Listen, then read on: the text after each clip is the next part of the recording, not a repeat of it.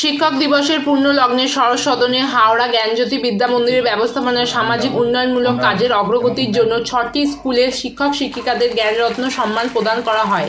প্রধান অতিথি রূপে উপস্থিত ছিলেন ডাক্তার শুভ্রা চক্রবর্তী। অনুষ্ঠানের ব্যবস্থাপনায় ছিলেন জ্ঞানজ্যোতি বিদ্যা মন্দিরের কর্ণধার সুপর্ণা দে ও দেবলীনা দে।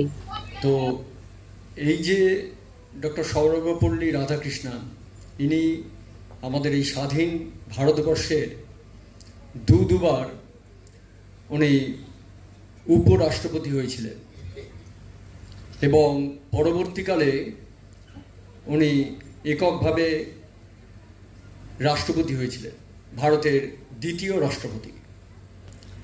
আর কয়েকদিনের মধ্যেই আমাদের শারদীয়ার দুর্গাপুজো। তো আমি শারদীয়ার দুর্গাকে জ্ঞানজ্যোতি সম্মানে ভূষিত করা হয়েছে। সম্মান জানান। আজকে উপস্থিত সমস্ত অতিথিগণ, আমার শিক্ষক শিক্ষিকারা, সবাইকে আমার নমস্কার। অভিভাবক অভিভাবিকা যারা আছেন তাদেরকেও নমস্কার। আজকে এই বিশেষ দিনে আমি সম্মানিত হতে পেরেছি, সেটা সত্যিই খুব গর্বের। তার থেকেও গর্বের আরও যে সকালবেলায় ঘুম থেকে উঠে যখন স্কুলে যায় তখন ওই বাচ্চাদের যে গুড মর্নিং বলে, গুড মর্নিং ম্যাম, এটা শোনার জন্য জীবন সত্যিই সার্থক হয়ে যায়।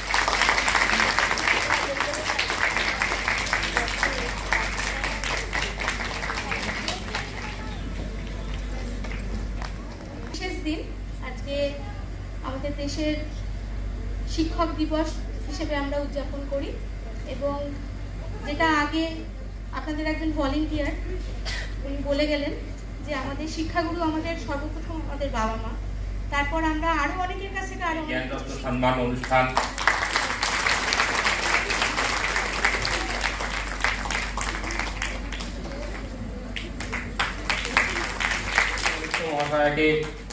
কিছু তার মূল্যবান বক্তব্য রাখার জন্য খুবই তাৎপর্যপূর্ণ। আমরা সবাই জানি আজকে ডক্টর সর্বপল্লী রাধাকৃষ্ণনের জন্মদিন, যে দিনটাকে আমরা শিক্ষক দিবস হিসাবে পালন করি।